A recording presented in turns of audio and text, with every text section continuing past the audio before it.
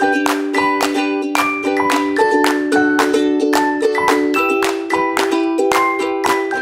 it comes to your relationships, do you ever feel like you always have to be the responsible one, the one who has to have it all together? If you answered yes to this question, then are you ready to feel loved and supported in your relationships and within your love life? Welcome to the Universal Love Story. I am Lauren K. Wyatt, love psychic, illusion dismantler, and owner of Love Renegades. In this episode, you are going to learn all about the law of control. This is the law of love that separates you from love by making it really, really hard to let go and not really being able to roll with the punches. This law of love is all about dominance and taking charge, which are wonderful things, just not when they're keeping you from having what you want. In this episode, you are going to become aware of how you can break the law of control and have that love and that support that you desire in your relationships and in your love life. What does that dream relationship look and feel like to you? I think my dream relationship feels like vulnerable, loving, passionate. Yeah, I think blissful is like the perfect word. I love it. I love that it's bliss to you. So the first thing that they want me to draw to your attention is this card, and it's the victim. Mm-hmm. The placement of the victim card in this archetype natal chart is in the house of relationships. Having this victim card here sheds light on maybe why, like, you've experienced some victimization energy in your relationships. And this victim really supports you, like, especially in this house, because, and I love that you said that vulnerability was a huge part of what you wanted in your relationships, because the victim card here speaks so much to that. The information that I'm telling you right now, this actually comes from one of your guides, and this guide came into your life when you were around the age of 7. It's funny because the name that just came to me is Sherry. Sherry is this guy. Oh, is that Sherry? Yeah, this is Hey, Sherry. She really like presents herself like wearing like this bubblegum lipstick. And she has like very like curly hair, like big rollers. Yeah, oh it is. Sherry is just, she's telling you like you need to keep your center. Like keep your center when you're feeling like you're being victimized or things are outside of your control in relationships. And she says, I get it. You like to control. You like to be in charge. You like for things to be organized. And that's okay. And there's always room for improvement. And for you to improve the system or the approach you have in your relationships is to, take a step back and let things flow. And as you take a step back, instead of analyzing what you could do better, or how you could fix the other person or yourself, you get to just take a step back and breathe. Shapeshifter, light attributes, skill at navigating through different levels of consciousness, ability to see the potential in everything. Shadow attribute, projecting any image that serves your personal agenda in the moment. When she says come back to your center, See the potential in everything. See the potential in everything from yourself. And the placement of the shapeshifter card on our tray of truth and in your natal chart is in the 10th house, which is your highest potential. Aspects of the shapeshifter is Britt, you can be, and we've talked about this, like, you can be whoever you want to be, and you can change your image, and you can have a variety of interests. Yeah. And you'll go down the rabbit hole of different principles, and this is the beauty of the shapeshifter. It's like seeing the access points and everything. Mm-hmm. And the shadow of the shapeshifter is that sometimes people with this archetype, they start to adapt way too much to whatever group that they're in, and they lose sight of themselves. However, always have like that core knowing of what your intention is. Before you take on a role or do your shape-shifting thing, take a step back, go into your center, remind yourself, this relationship is bliss to me. I mean, in the past, I've always been the one to keep the peace or harmonize, like you said, but also like fix, just to get it done and over with. And that hinders the healing opportunity and the vulnerability that you said you wanted. Yeah. Judge. You have the judge archetype in the third house, which is about communication. The judge archetype, this is a part of you that you judge often.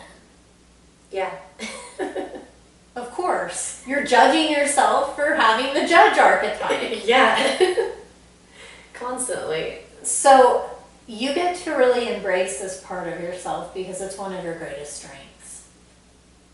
A judge is someone who sees all sides of an argument. Oh, I always A think judge is negative. I When know. you explain it that way, it makes more sense. A judge sees all sides, all motivations. A judge looks at, in the highest expression, a judge has principles, has high ethics. But what's beautiful about this is it gives you such a clear way to know if something's fact or fiction. If you want to have an incredible relationship and break free of the law of control, what you first must do is connect with your heart. Your heart can really clue you in to exactly what it is that you want. Not what other people have told you you should want, what society demands that you should want, but authentically what you want. And most people who are affected by the law of control, they have a really hard time letting people love and support them because they feel like they must be in charge. And what this does is it really blocks these people from their heart. So part of breaking free and breaking the law of control is by connecting with your heart center and really owning what it is that you want and acknowledging that, yes, I might get to release control and allow others to support me. In relationships in the past, have you ever tried to adapt? Every relationship. Okay, so what's awesome about the shapeshifter is like the openness. Mm-hmm. You really get to connect with like, this is who I am, and get really clear on these are things that I will not sacrifice. Yeah. If you have a history of attracting people who need you to babysit them, where you cannot see any other choice but to take control of the situation, I want to ask you, do you really want to stay locked in that pattern? If you really don't want to, then it's time for you to do things differently. And you may need to ask the other person to step up, or you may need to remove yourself from the situation or person. It doesn't have to be forever, but something needs to happen so that you can really open your heart to receiving people into your life who are just as responsible as you are and who are ready to love and be loved. Tell us about some prospects for dating. Well, the prospects I think you're talking about are friends that I've already had, that I had friend zoned like years ago, and I've always thought they were really nice. They've never actively tried to date me, but I made it clear that I didn't want to date them, so they just kind of left it alone, left it there. But I've been, and we communicate, I communicate with both of them, the opposite sex, frequently anyways, but it's progressively gotten more frequent, and the conversations have gotten more interesting. They've gone deeper, and I'm learning more about both of them. But it's really opened my eyes to knowing that there have always been possibilities, I've just not allowed them to be possibilities. And whether or not these two people, one or the other, I end up dating or not, it has allowed me to be able to open my heart to receive love and be more intimate with our communication. So are you going to verbalize that there's a part of you that's interested?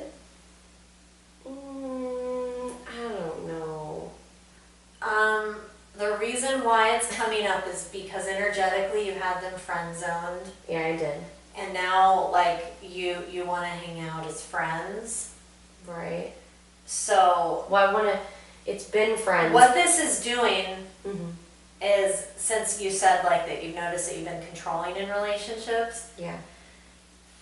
while I love that you can call the shots, it's really putting you in charge, and it's not really giving him an opportunity to like step up Mm-hmm. and be a guy that you would like to date. Well, I mean, I definitely want to get to know them better now in a different circumstance versus the way it was before. Before I was so closed off and short, and now I feel like Can you I wanna continue voice that. that since these are friends? yes. Just that, like not like, I'm open to dating you. Yeah. Like I'm not saying do that. And then that's like, whoa, that creates possibility. Yeah. Instead of just, asking them to hang out. It's like, whoa, okay, is she interested? Is she not? I don't want to. Yeah. Because these are people you're friends with, so they probably Well, don't but want I've kissed them both now. Okay, well, good. So I think that's made it clear And that that's a very direct communication that you're interested. I think so. Like, where would you like to be maybe like in 3 months? I want to be in a relationship in Okay. 3 months. I mean, it was all very clear to me. I mean, I already knew that like I had abandonment issues coming up. I knew that I had issues coming up with mostly the abandonment stuff, but it was interesting that you knew it was so clear, because I knew it was perfectly clear. I knew that's what has been coming up for me. Cool. Like, totally. But what came up for me after that was when you were like, okay, take a bath, meditate. Well, I didn't do that, but Your own version. I was like, okay, I'm going to make a pro and con list of this one specific person, because this was something that I talked about in my video. And I think that, guy? yeah. Okay. So I think that this is like a good example of maybe not just this relationship with this person or friendship, but like what is holding me back all around. So what came up with that was I made a pro and cons list of this person, and I got clarity out of that on what that was stirring up for me. Cool. So that's awesome. And what clarity did you create from that? What's coming up? So some stuff that came up was definitely rejection, because I knew the abandonment thing was super obvious for me, but rejection for sure, because that's always been like one of my biggest fears, was feeling rejected. And I feel like I've put myself out there when I wasn't even into this person in the first place. So And there's some resentment.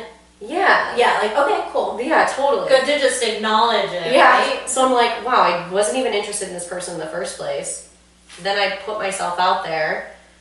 I feel like that was good because I got to know that person. I feel like we do have a lot in common, but I did realize that there was a lot that we'd never touched base on.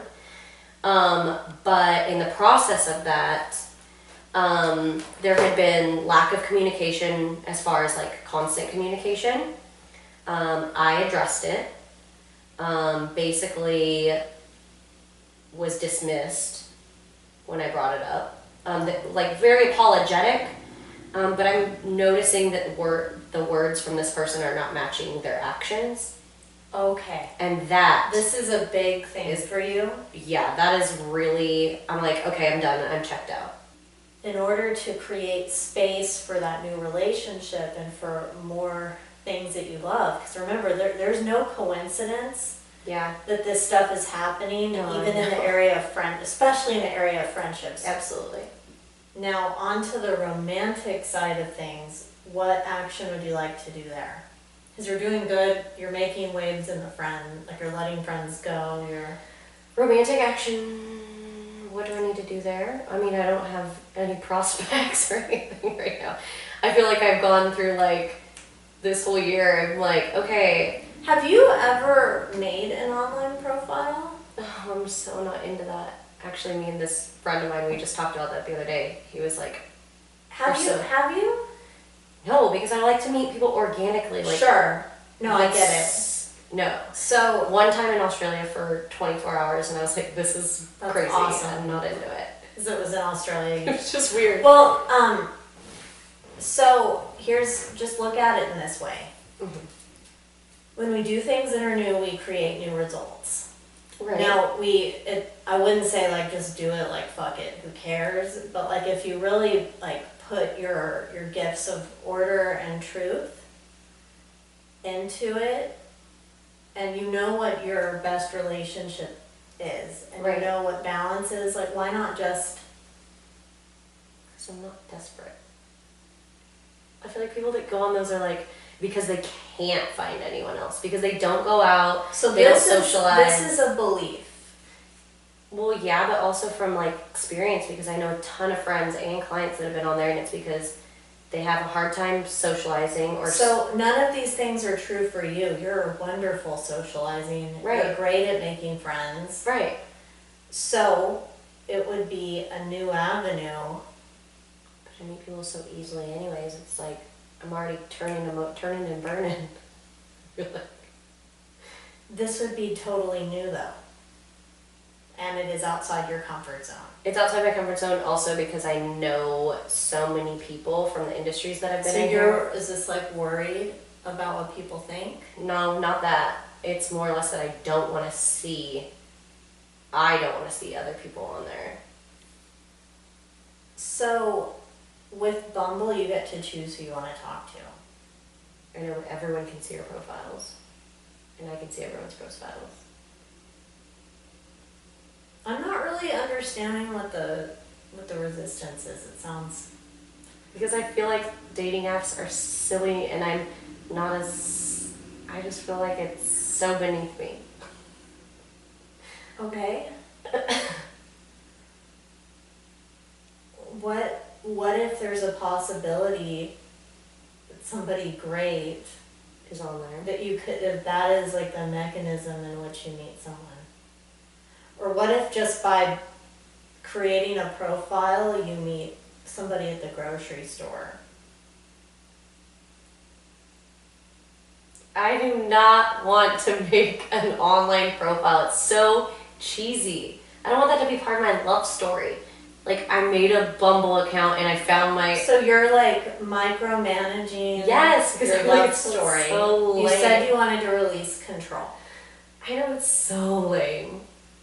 I don't want to be like everyone else's story. I want to have my own story. Yeah, but I'm willing to wait if I can find someone naturally and organically. This is just a perfect way to release control and to still be responsible. Oh my god, no, I just can't even do it. There's no way. No, there's no way. I know a lot of people. Like, a lot of people. Are you just like worried people would think No, because I that... have clients and friends that come in and they're like, oh, I'm interested in this person. I've like seen them, dated them, like, I know all their friends, like, they're like, hey, do you know this person? We have 55 mutual friends. Yep, know them and all the people that they know. They're like, people always tell me I'm the person that's always the, what's it called? You're such a networker. I'm you the- have that archetype. I'm the middleman that on all the dating apps, when people go on them, it says, oh, mutual friend is always me. And I'm like, oh God, I can only imagine if I called them myself. I'd be like, It no. would be kind of fun. It would be like a game. I don't game want my that- love life to be a game. There's something that we all have, and it's called a comfort zone. And our comfort zone looks totally different for everyone depending on the person. Britni's comfort zone is actually quite large. She's done a lot of traveling. She's somebody who's definitely an action taker, and she's open to making changes. And she's really, really receptive to what she needs to do to have what it is that she wants. Except for when it's really time to step outside of her very big comfort zone. And what we've seen is it's online dating. And this is actually quite an emotional area for a lot of people, and I completely understand why. However, Britni has done several things. She's gone on a lot of dates. She's open to really transforming her life and making changes, but things don't seem to be changing. When that is what's happening, it's time to really make a change. And most often, it's something that you really you don't want to do it. It seems really inconvenient, and your junior, that's my word for ego, will give you all sorts of reasons on why you should not step out of your comfort zone. And that's exactly what we see playing out here.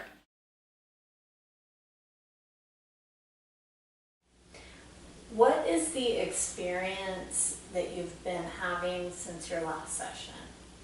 Well, a lot of things have been shifting. I kind of started feeling more comfortable with this vision that I had of myself being like my authentic self. I've taken like action on my business even more so than I was doing before, and just been progressively getting, I've been outsourcing to help me with that so I can step back and get support instead of being in control. Yeah, and that's huge for you because Yeah. in the past, it's like if you weren't doing it, it wasn't going to, Meet my standards. right? Yeah. And then in the love department, I finally had like not a full conversation, but a conversation, I guess, with one of my friends that I was open to being, having a romantic relationship with. And I was just vulnerable and honest and authentic, and I didn't get a response. So that kind of without saying anything, that kind of said a lot. Wrong deck. What have you got back there? Bag of tricks? I know, it's like my Mary Poppins thing. So what I want you to do, take these cards and shuffle them. Yes. And I want you to connect with the energy of what you want your time to be like with this person. This card that says Master on it, this symbolizes the boxes that we can put ourselves in. And the confinement we can choose because we're afraid to go outside of our box or to take any kind of a risk. So you are the master, the creator of your experience. Mm-hmm. You don't want to be in a cage. I'm being guided just to tell you, give you an idea and see how you... How often do you ever just let a guy know when you're available and ask him to Never. plan the date? That would be an opportunity of being loving and trusting. And for you, like there are a few different ones that you play in, but the law of dominance Mm-hmm. is something that comes up Yeah. a lot. And you are a leader and you're very planning and it's not hard for you to do things, but you also, a huge thing for you is to surrender and to let other people step up. So there's something called the ebb and the flow. It's also known as expansion and contraction. This is just how things work. It's universal law. And what we're noticing right now with Britni is that she is in the ebb of the flow that she's been experiencing recently. And the flow, of course, is when, you know, we're in action, things are popping up, we're moving, things are flowing, and then all of a sudden it's like, and there can be drama, chaos, or absolutely nothing is happening. And this can be a very frustrating area. It can also lead a lot of people to give up and not have what they want. And this area is also, the ebb part of the flow, it's also something that you can really practice welcoming and embracing, because it's a time to really be honest with yourself and to connect with your heart and ask, what do I need to do differently? What do I need to let go of? And what do I need to say yes to? What has been coming up over and over again that I keep dismissing because it goes against who my junior thinks that I am or what I stand for? And if you can be honest with yourself, then you can also be courageous, you can be tenacious, and you can be powerful and step up and make a new choice. So last time I was here, I was adamant about not getting on the dating apps and that I wanted to meet someone organically. And I was pretty gung-ho about that for like the first day after I left here. Mm-hmm. And then I was with a friend, we were like wedding dress shopping and stuff, and everyone was talking about their relationships, and I was like, you know what? I kind of asked their experience on, had they been on dating apps, and they had. And I was like, you know what? Ego out the door, just, you know, let's just give it a shot. So it was really weird the first 24 hours.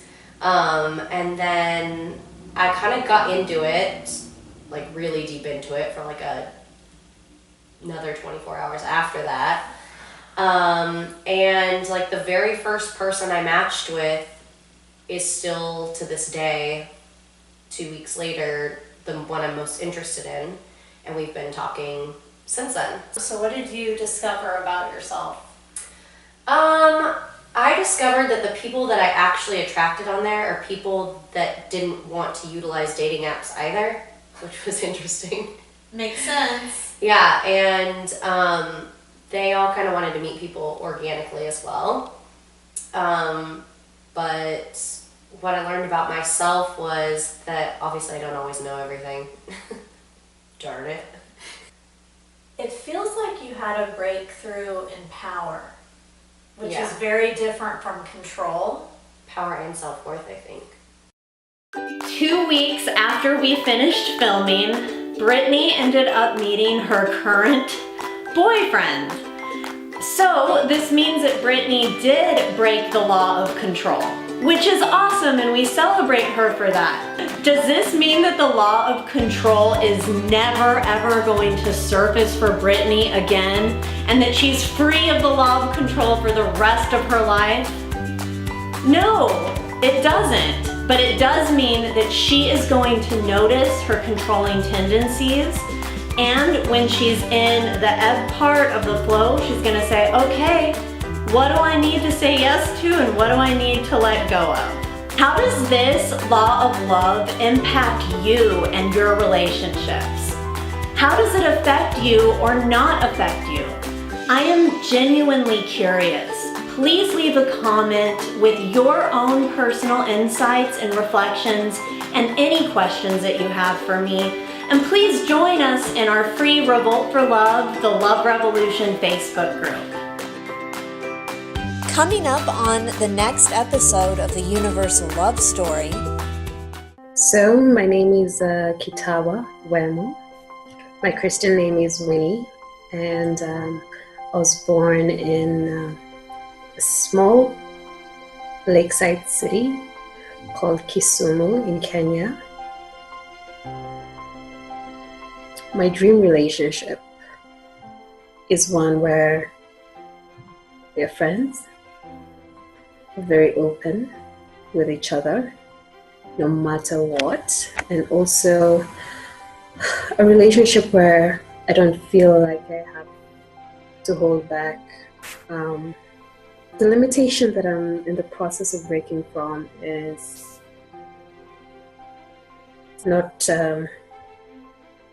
being my full potential, because everything has to be okay. Everybody has to be okay before me. And so I want to think about myself for the first time in my life, and maybe everyone else will follow. So I guess for me, I want to think about myself and grow myself and be strong within myself. And I think that is the recipe for success and for a happy life. What I'm hoping to gain from this journey is to know more about myself, to understand my soul potential, my soul energy, to know what I'm made of, to know what I can do, to know that there are no limits, and if there are, what they are. I also want to learn how to share this essence with many people and how to impact other people who are like me or who are going through the same life friction that I have gone through, or soul friction, that's the right one. So it's a journey where I look forward to learn and share.